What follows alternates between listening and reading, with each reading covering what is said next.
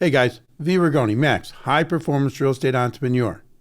So, what we're going to be talking about today and throughout this podcast is going to be, should I spend money on education, on learning how to, invest in real estate, on learning how to open businesses? Should I be spending my money on doing that? That's what people want to know. Disclaimer here, right up front. I got nothing. I mean, nothing. There's nothing other than subscribing to the channel, which, hey, let's do that right now. And if you like the content, hit the like button and leave a comment. That's all I'm asking you. I go to the way of what Gary Vee says. Provide value and do it as long as possible. And that's what we've been doing here for over a year now. It's getting to be well over a year. But what about these guys that are out there that are telling you you should invest in real estate and this is the how-to? That's what we're going to talk about here. Should you be doing that? That's the big question. So you've been watching some of these channels like mine, but some of these channels are offering, the more in-depth, the how-to, right? I mean, it's all given away. When the day comes when I have an educational program, when I have something that you could buy to or join a mastermind or whatever, everything will already have been given away for free. You see, you give it all away for free, but then you sell the process because people watch this stuff and they get bits and pieces of it and they understand it. But then when you sit down and you write out a program, you write out an educational program, then you're doing it on a step-by-step, process. And there's a value in that. There's an absolute value. But before we go any further, let's talk about what you have been spending money on. A lot of people, they imagine you spend money on all kinds of bullshit. Like being on a laptop you spend money to go to the movies, like 2-3 hours, sports, and then they just look at their bank events, account every day and the money right? Entertainment just keeps going up. Can you explain the difference between passive income let alone and the managed fact income? You're probably sitting there and you're probably somewhere between $20,000 and $200,000 in debt because the world told you needed to go to college. And if you go to college, then what will happen? Well, you'll create some more valuable skills, a more valuable skill set. You'll have certain levels of additional discipline. And then employers, get the word employers, they're going to pay you more. And so you spend money on education, whether it be grammar school, high school, when it's your parents footing the whole bill. And for some of you guys out there, your parents might be footing the college bill. But for most people, the price of a college education, $50,000, $60,000 a year, it's gotten beyond the ability of most people where their parents can pay for it. So you're going to end up with some substantial debt, right? And everybody says, you're doing the right thing. Well, damn it. You're just going into debt. I think I'd, rethink some of that. That's just me. There are other alternatives. But you need the college experience, right? And what's that college experience? Getting drunk and getting laid for most people. There's other ways to go to college. There's 2-year colleges. There's in the city of Chicago. If you live in the city of Chicago, the city colleges are free for the first 2 years. There's universities that have extensions. In other words, you can come out of college and you can come out with $200,000 worth of debt for an undergraduate degree, or you can come out either fully paid for or very, very little and still have the degree. I'm not saying to you, don't go to college. You want to go to college, go to college. If it gets you a better job, yes, you got to start somewhere. And your income is really going to help you get to where you want to go. My point is, though, everybody's, rooting you on. Everybody's celebrating the fact that, oh, you're a freshman. Oh, you're a junior. Oh, you're a senior. How many of those people are writing you a check to pay for the damn thing? Oh, you've got $100,000 worth of debt? Oh, well, that's tough. That's a bitch. So when it comes to getting an education, in order to get a job in which there is no security anymore in having a job. The days of IBM hiring somebody and then 30 years later you retire at IBM, they give you the gold watch, so to speak. Yeah, that's what they used to do back in the day.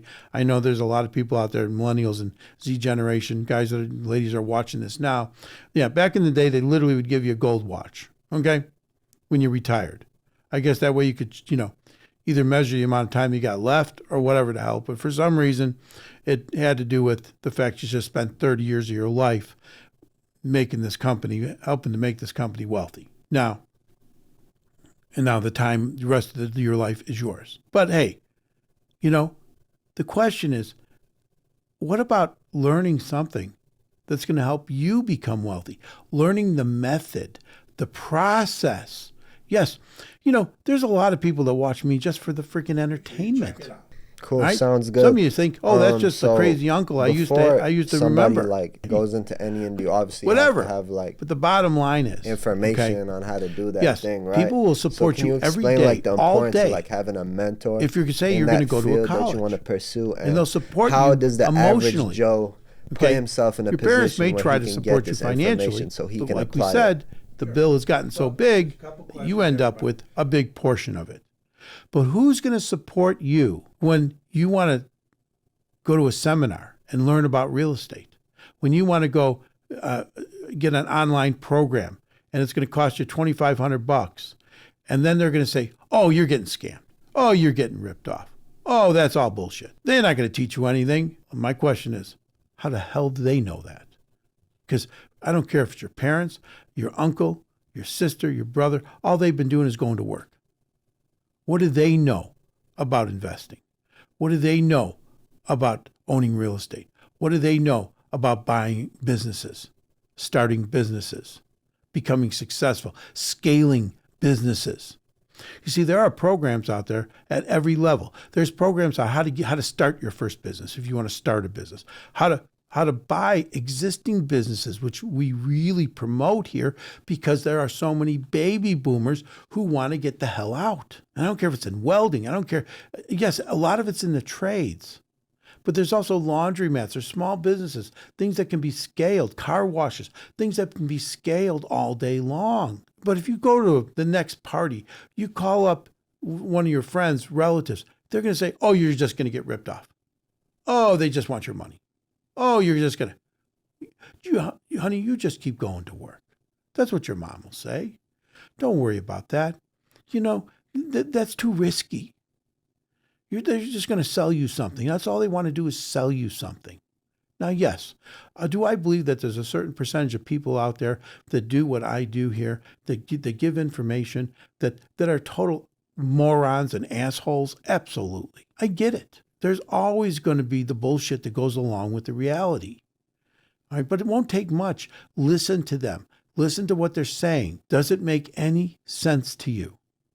And then see what they've got, how they're living. And I'm not talking about the Lamborghini.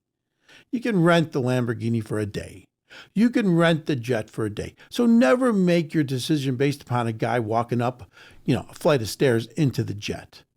Never make your decision as to whether or not you want to become part of their program to buy their education based upon whether or not they're standing next to a Gull Wing, Mercedes, or a Lamborghini, or a Ferrari. Now, I'm not saying that very successful people, yes, they own these kinds of vehicles, and you might see a picture of them next to it or whatever. But on Becoming a Guru 101, says go lease a Lamborghini, go for a day, go lease a jet for an hour, and take your pictures and then stick it on there, and then everybody thinks yes. So is there bullshit? Yes. All right. But how long have they been around? When did they start selling this kind of stuff? When did they start giving you this kind of information? How long have you been listening to them? Now, are they aggressive in maybe their marketing? They could be. Does that make them wrong? No. I love watching Grant Cardone stuff. I find it very motivating, the way he's grown his empire. Now, yes, are there issues? Absolutely. Are there lawsuits? Absolutely. Let me tell you, in my life, I've had bullshit too, because you don't grow fast. You don't do what you do, and you will ruffle feathers. That's just the way it works. That doesn't make it bad. The question is, the information they're trying to tell you, the method in which they're trying to teach you, does it work for you? And you'll know that because you've been listening to them, just like you've been listening to me. Now, I got it. You say, well, you've been listening to me, but I got nothing to sell you. Another day will come, yes, where I probably will have something to sell you. Is that going to make me bad? No. It's going to take everything that I've been telling you for a year and a half now, approximately, and put it together in a systematic format in which you can follow a more step-by-step guide. Now, does that make it foolproof? Absolutely not. But I can tell you, it'll be based upon, when I do it, it won't matter whether the interest rates are 2.5% or 9%. Because you see, when I started making money, I made my first $1 million in real estate, was in the 90s. Okay, when the interest rates were between 7 and 10%. Does that ring a bell? Where do you think we're at right now? Did you have to work harder and do more? Absolutely.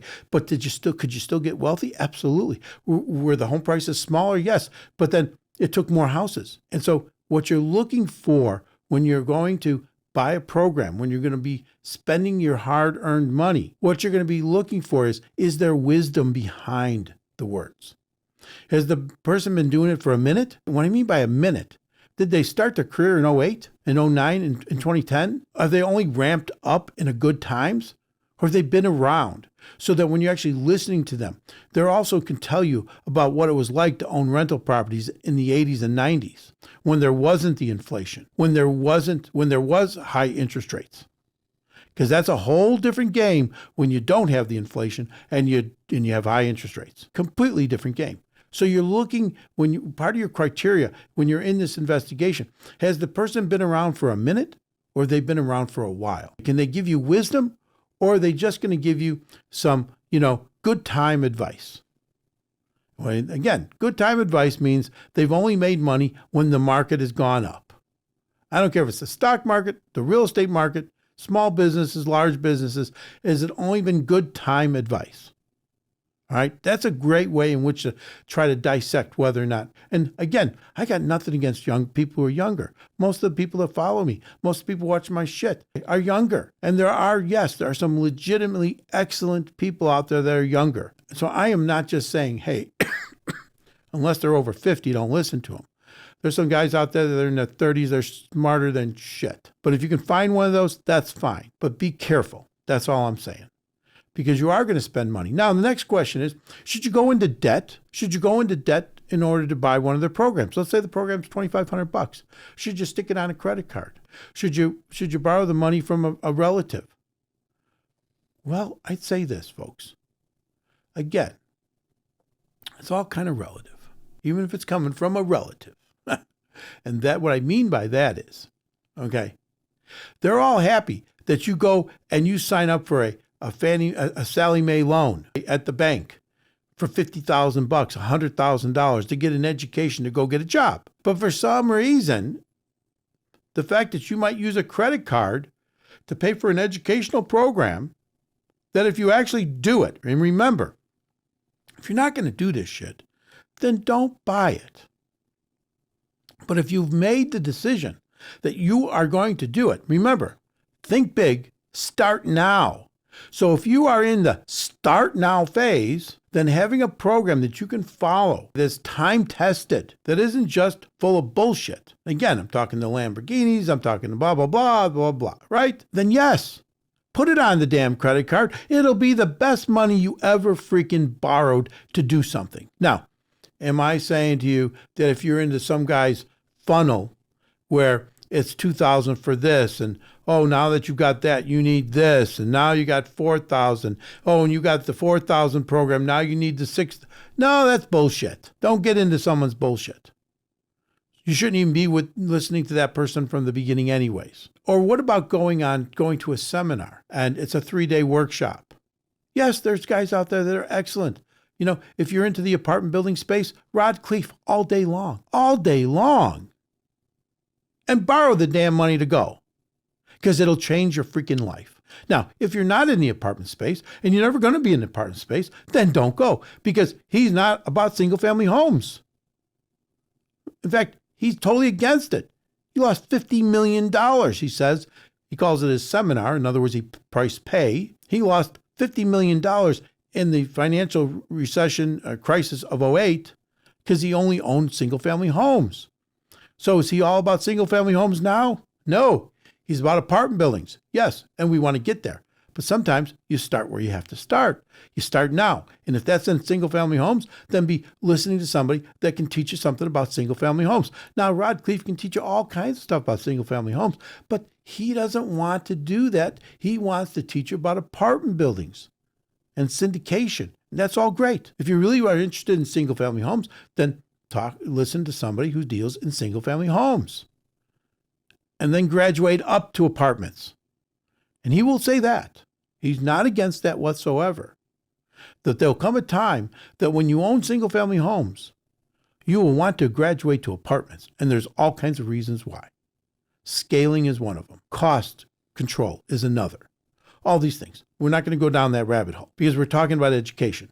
But would I borrow money to go to see something Rod Khleif is putting on? Absolutely. Now, just don't become a fanboy. In other words, just don't buy the program and then go to the seminar and then go to the next seminar. Do something. Do it now, because then all you're doing is using it for entertainment. We call it edutainment. All right? You can take anything good and turn it into stupid. So don't take good and turn it into stupid. Now, you may buy a program, you may go through it, and you may say, hey, this just isn't for me. I'd much rather just stay at work. No problem. At least now you know what's good for you or not. And if you got to pay off the $1,000 or the $1,500 or $2,000, it'll be the best money you ever spent, because then at least you know you're part of the 90% and not part of the 10% who want to do something. But if you're part of that 10%, you never let anything stop you. If you have to move forward, you don't let it stop you. So then the question, first we answered, should you be looking at education around investing? Absolutely. Then you should, try to figure out what type of investing you want to do. Are you all into the stock market? Well, then follow somebody that's into the stock market. Are you into the real estate and small business? Then follow somebody that's into real estate and small business.